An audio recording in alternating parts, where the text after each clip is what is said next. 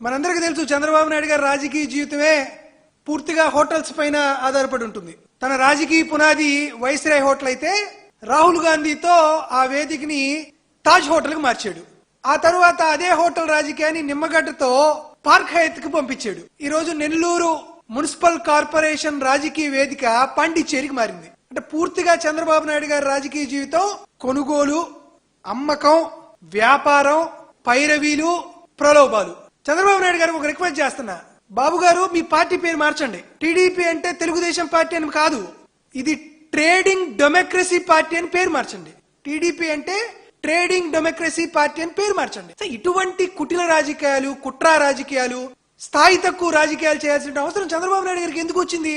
8 నెలల పదవీ కాలం ఉన్నటువంటి నెల్లూరు మేయర్ ఎన్నికల్లో ఒక గిరిజన మహిళని పదవి నుంచి తొలగించి తన తాబేదారులను కూర్చోబెట్టుకోవడం కోసం చంద్రబాబు నాయుడు గారు ఈ నీచ స్థాయికి దిగజార్చాల్సిన అవసరం ఎందుకు వచ్చింది?